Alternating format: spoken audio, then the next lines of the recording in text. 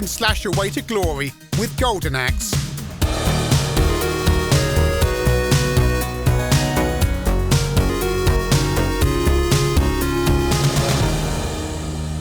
From the developers that gave us Altered Beast, and you'll see the similarities, comes Golden Axe, a 1989 game from Sega. You get to play one of, or indeed two of three characters, a dwarf, a lady with not many clothes on, and a barbarian.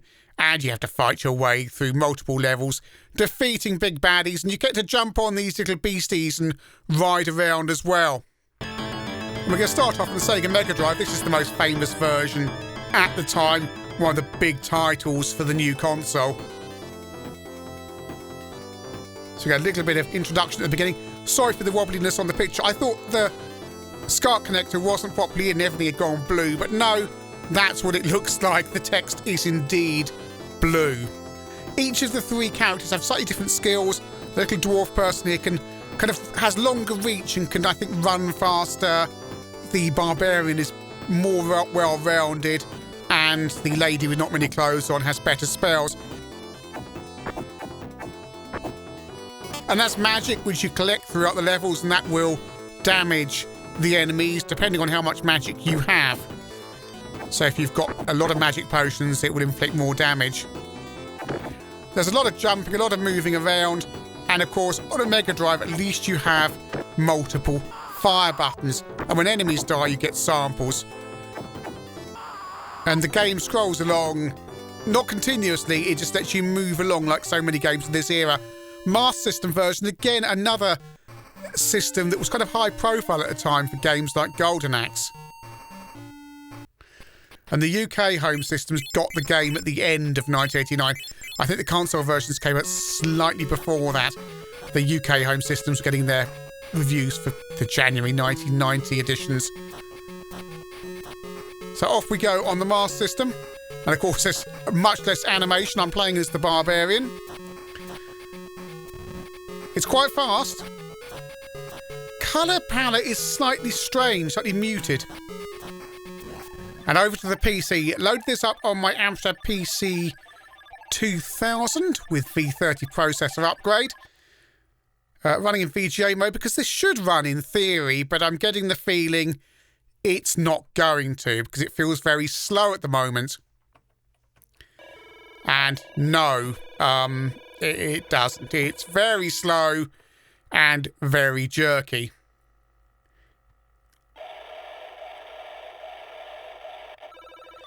I honestly thought this would be okay on the 2086, but no. So I've loaded this up on a Dell 486 and things are much better.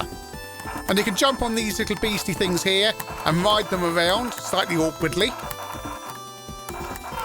And on the PC, I've got ad-lib sound running, but there's also samples coming from the PC speaker. So I had to put a microphone on that as well. So apologies for the key presses that you can hear. This is quite good on the PC.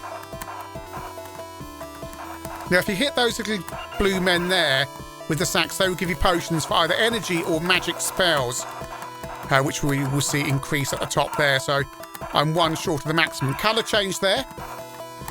And this is the end of level 1. The keyboard layout on the PC is horrific and cannot be redefined. Over to the Atari ST. And this version by Probe. Let's get to select our player. And let's go with the dwarf. And there is a lot of loading, including in-game loading, where the game just freezes up. And that little disc icon at the bottom, it's frozen now. That little disc icon is lit, and it just stops with no warning. So can I move? Now I can move. Right, okay, now I can move. Go. And it feels very restricted on the ST, a small play area.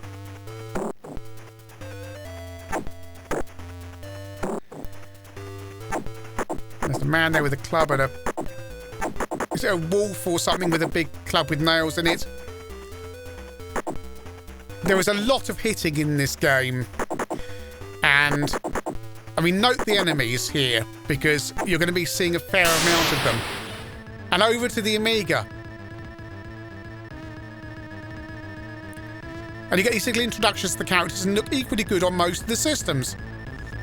The black and white artwork lends itself, to things like the Spectrum, for example, which we'll see.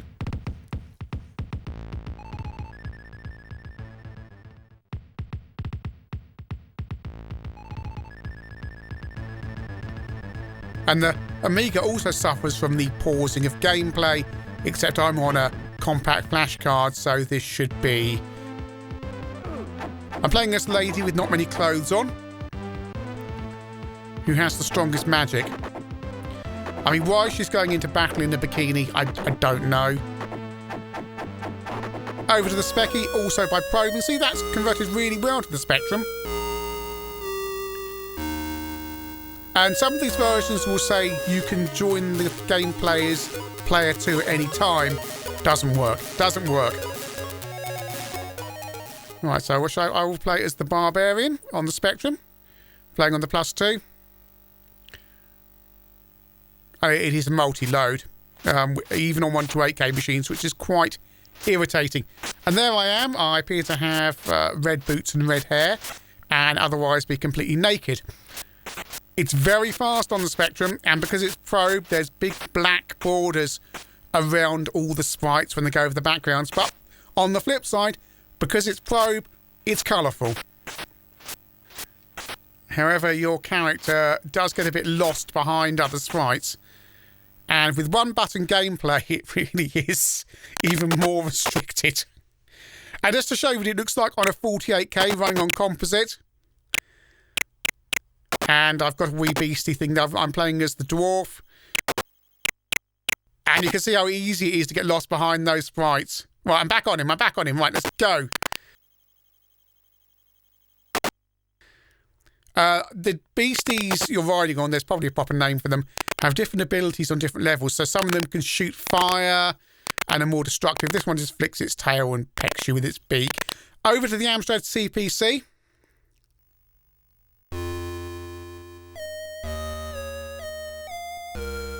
And again, those graphics work really well on the Amstrad. Just simple kind of 3-colour graphics there. It's come across quite well. There's a weird sync problem, so I don't know if they're doing something with the screen modes here to display these graphics, because my RetroTink is doing weird things. It's a nice touch. They've got them across really well, I think. So I'm not starting at the beginning of the game. I'm halfway through level 1. I'm riding on a monster. And the graphics are a little bit chunky. Again, very probe. It's the standard probe graphics system, really, isn't it? I think I heard on one podcast, I can't remember which one, it said they had a system for converting all this stuff and convert these games very quickly, especially the graphics. Even the sound effects are very probe. I mean, that's, is it Dan Dare 3? You get effects like that swishy noise. And here comes the big end of level baddie. Amstrad Action gave this 75%, saying the game was lacking in any real variety, and it goes on for a long, long time, which we will see, because I think it took me about 50 minutes to get through the Amstrad version. Over the 64, and oh, listen to that bass line on the SID. And again, those graphics are converted really well to the 64. So you're getting in the mood for some Golden Axe here. They've done a really nice job. Until you get into the game where it is... yeah. You can choose sound effects or music. I've gone with music because this bass line is really rocking. Now... it's very, one colour, but you'll notice a thing on the 64. On all the other versions, you get multiple baddies coming at you at once. On the 64, you get one baddie at a time. That is it. It is pretty noticeable. And it becomes like some of those, was it those Players games? Or Zeppelin games? I can't remember those games you just walk along and then someone appears, you slash them, and then, you just walk along a bit more. Another baddie. Just one. I assume they couldn't get more than 2 sprites working at once. Which is really sloppy. I mean, I know they're fairly big sprites, but even so. So I forwarded it on to the end of level 1 baddie. Just listen to that bass, it sounds so deep and lovely. But in this C64 I'm using, it's my C64C, and it's actually an ARM SID I'm using in here. Because my original SID broke. And it sounds so good. Zap gave this 96%, somewhat overlooking the one baddie at a time thing. It's quite a major problem. So on the Megadrive, end of level 1, look how lovely this is. I mean, this was the big draw of the Megadrive, wasn't it? Bringing these arcade games into your home. Yes, it's not quite as good as the arcade, but it's good enough. Although you're noticing how limited the gameplay is. Of course, there is a 2-player mode. I don't think there's one on the 64. But all the other versions do have a 2-player mode, which obviously I can't really demonstrate. So between levels, you get this little sequence where you have to hit the little elves to get the potions off them, which is quite irritating, really. Because on some of these versions, it's quite hard to hit the elves. So get these animations when you go on to the next level. Not all the versions have this. I think the +3 Spectrum version does, but the normal Spectrum version doesn't. Certainly not the 48K. Anyway, we're on to level 2. And you've got this levels thing, where you kind of jump down and it scrolls along. Which again, I mean, Sega have got this thing, haven't they? I'm thinking of Dynamite Ducks as an example where games that have these kind of slight, kind of strange levels. Master System, end of level 1, which can manage more than one sprite, unlike the C64, although they're not fantastically animated. I just like to see a bit more. It's a slightly muted NES style palette we're seeing here, which I don't find attractive.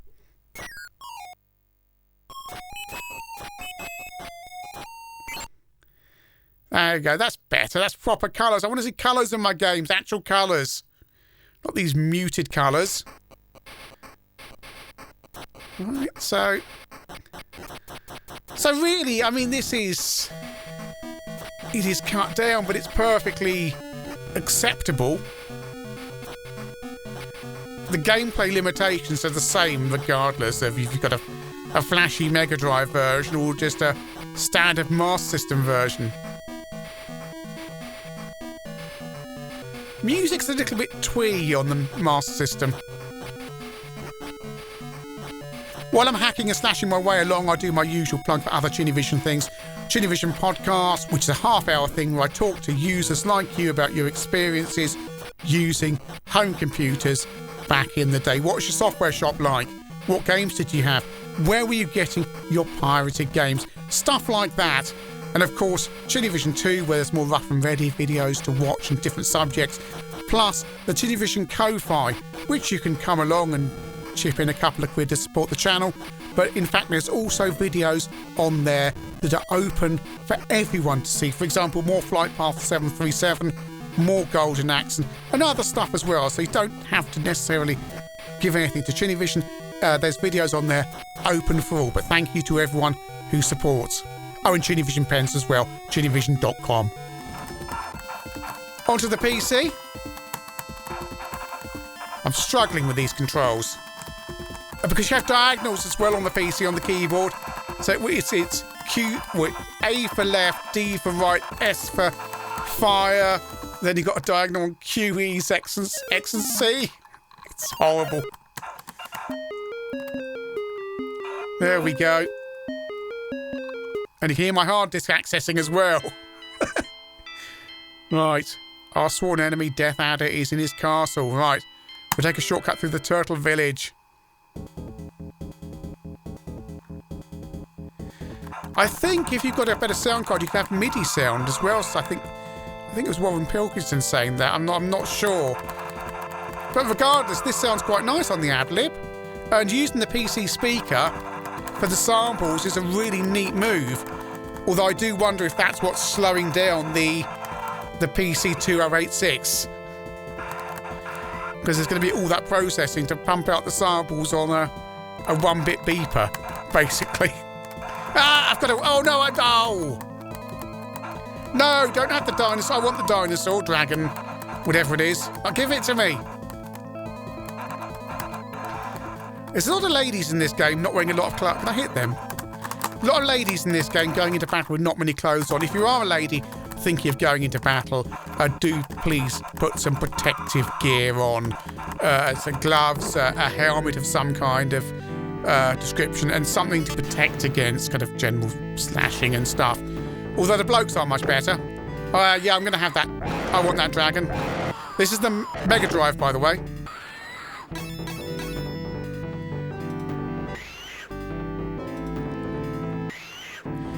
I think there are people running in the other direction because they're scared. Come here! Come here! Come here! Oh, at last. This is like trying to get my cats to go out the house. Come here! You need to go out. Right. There we go. We've got 3 magic potions there. I need 1 more and I go to level 3 magic. Change of colour to denote you're going through the... Oh, no! He caught me surprise. C64, and it's still a one-on-one battle. I'm, yeah, just beating up this lady here. But you do get the colour changes. That's a revolting palette. And it changes again. Oh, just why? If we've learnt one thing by now, C64 games do not need to have colours like this. It's almost like they want me to make jokes about C64 being brown. Right, so I'm on my dinosaur thing.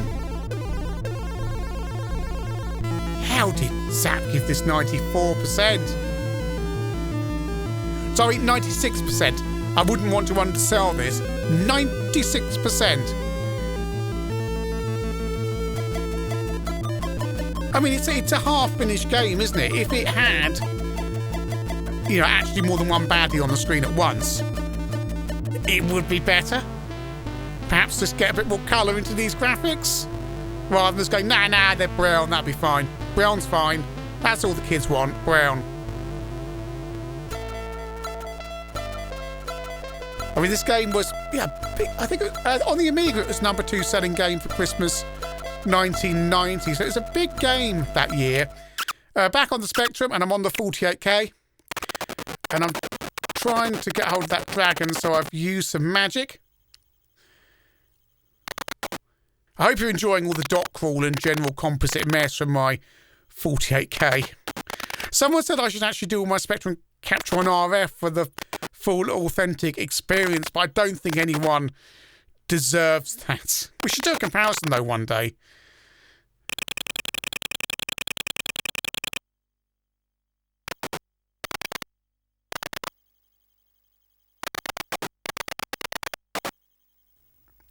And on the Amstrad, but I now look like a teddy bear riding a blue thing. And the Amstrad's always like orange.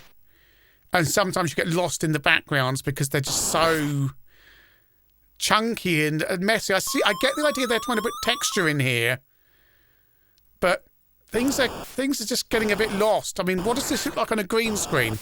I could test it, but I don't really want to. I've played enough Golden Axe. Considering some of these versions take 50 minutes to complete, it's quite an undertaking. Right, there's the end of... Right, the game says stage 3 at the top. This is actually level 2. The problem is on the Spectrum and Amstrad, the bonus levels are counted as stages.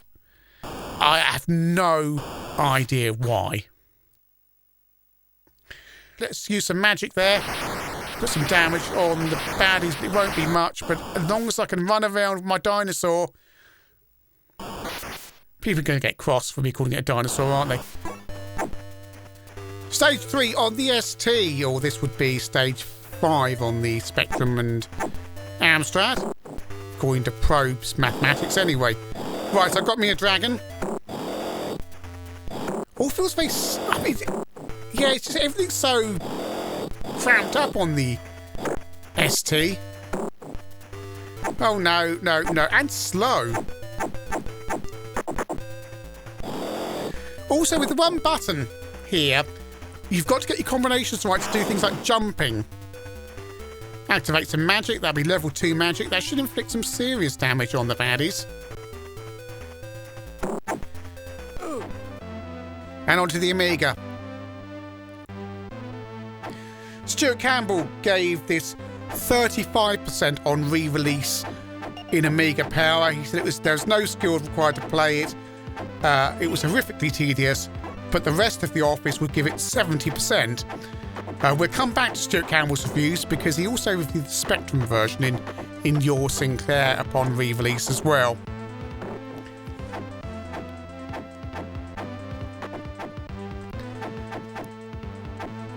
Oh, it's good to see the baddies have got hats on.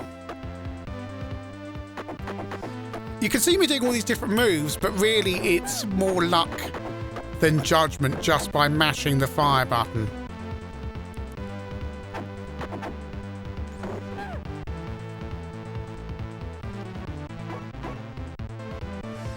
Oh, here's some big baddies that we've seen before. They look like that man from the pop group Genghis Khan. But I've got some serious magic. That should be enough to wipe them out, I would think.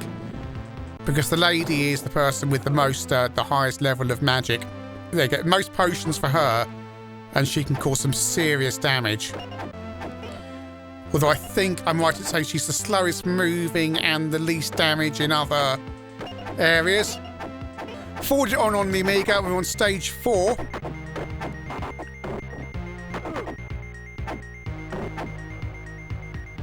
And defeated those skeletons. And I'm stuck. I can't get off this level. I can't go any further. I defeated those 2 baddies and now I'm just completely jammed. The game is not scrolling on. So I'm afraid we're going to have to leave it there on the Amiga because I've come across a bug. Over to the Amstrad where things are horrifically messy. Absolutely awful. I mean, this is just a... Why wouldn't you make that background more plain rather than make it look like corrupted graphics? Because when your sprite goes against that background, it's a really hard job to see. And I think on a green screen, that's going to be awful. And now I'm lost behind the big sprites, which is the problem the Spectrum and the Amstrad versions also have. Over the Spectrum, so this is stage 7, but that would actually be stage 4, I think, with the same baddies. Now, in your Sinclair, May 1992, on the same page as Rich Perry reviews this in a compilation, giving it 70%, and he says, presumably whoever else reviewed Golden Axe concluded this 2-player, pretty coloured, loads of levels, beat 'em up, was one of the best ever and entrusted it with a suitably high mark. At least let's hope they did, or at this point I may look slightly stupid. 70%. At the bottom of the page, Stuart Campbell gives it 30%. He doesn't like it on the Spectrum either. And we're back on the Amstrad. And look, we're on the head of a giant bird. Yes, that looks quite nice. Nice kind of 3-coloured sky gradient there. And here we are on the C64, where the browns are actually working in terms of the bird anyway. Yeah, I mean, Stuart Campbell doesn't like this game seemingly on any format. He says this is what passes as an arcade game these days. It doesn't require any skill, and to draw people in it needs thousands of pounds of hardware to give flashy graphics which you can't replicate on the Spectrum. And that shows up the gameplay for what it is, which I'd argue is the case on all of these 8-bit versions, really. He's right. He mentions collision detection's poor. Hitting things is a matter of luck. You can get trapped by the baddies and so on. And that's true on the Spectrum and Amstrad version. And on the C64, you've only got one baddie at a time, so at least you're not as badly trapped by baddies behind you. Right, let's ride the beastie. This is what the PC version looks like running in EGA. And here's CGA, which runs much faster, which makes me think if you ran it on CGA on the Amstrad 2086, it would be perfectly fine. But the thing's got a VGA card, so that'd be pretty annoying. Back to the Megadrive, where at least you do have pretty graphics.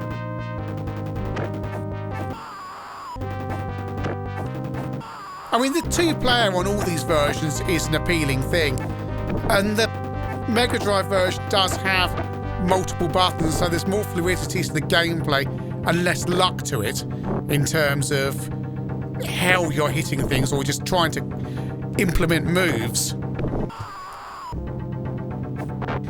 And just the whole thing of how it scrolls on a little bit at the time. Like, here's the Death Adder, which is referred to on some versions as Death equals Adder, which is confusing. He's pretty much the same as the other baddies, except he can fire fireballs at you. We're on the ST, and we're getting lots of power-ups on this final level, stage 6, which I don't know, on the 8-bits, on the Amstrad Spectrum, that'd be like level 27 by now or something, with the weird counting. Right, here's the Guardians before the Death Adder. I might just fire off my magic to just knock those to one side, so at least we can get to see the Death Adder on the ST.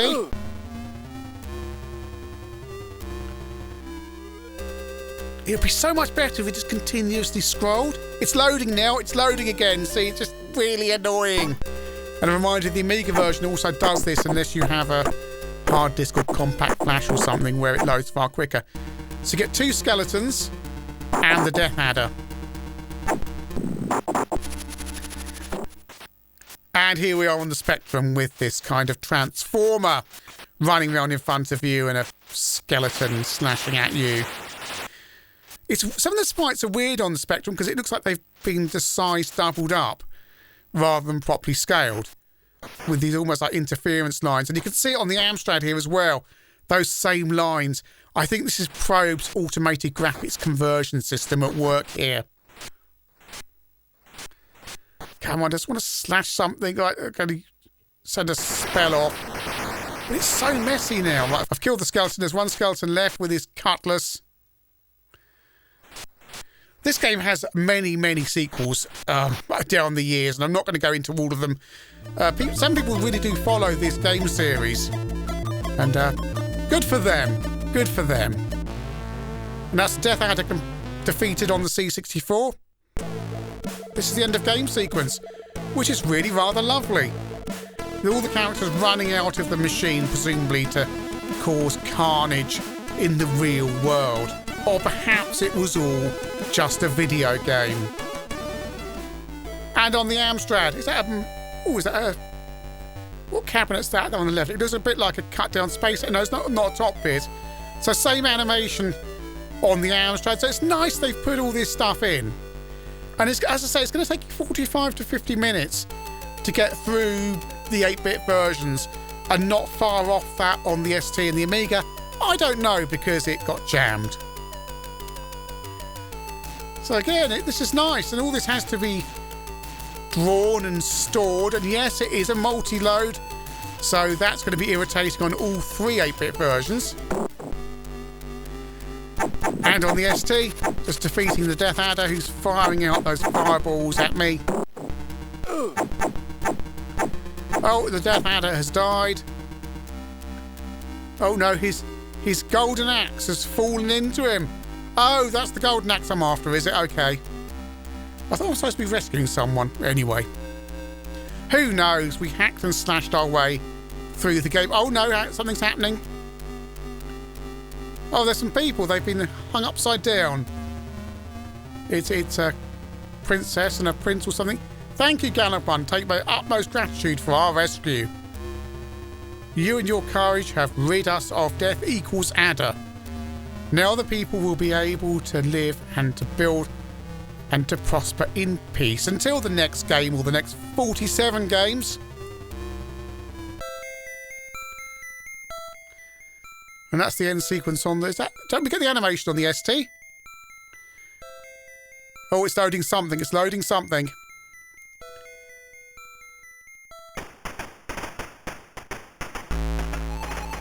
There we go. Last Survivor, Probe. Is that game called Probe? Here we go. All the characters going off down the pub now. Most of them. Most of them. Here we go, we're off down spoons. So here we are on the Mega Drive. And because, of course, it's a 2D game, you do have to make sure you're on the same layer, so to speak, as the baddie when you're hitting them, which is easier on some of these versions and more difficult on things like the Spectrum and Amstrad, where it can be quite hard to find yourself in the right position, especially little elves that run around. You just be running around after them going, come back, come back, come back. Right, so we get the same ending on the Mega Drive, but actually, will I go into battle for me once more? Yes, my lord. No, I don't want to. I've had enough Golden Axe. On the Mega Drive, there's an extra level. It's stage 7. It's not the end of the game when you defeat Death equals Adder. And this one is quite a difficult level because there's loads of death drops to fall down. And baddies running out at precisely the wrong moment you don't want them to. So we're going to defeat the real power behind the throne, which is why we went behind the throne.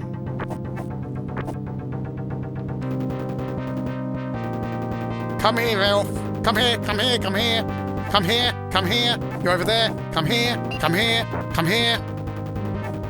Look, look, come here.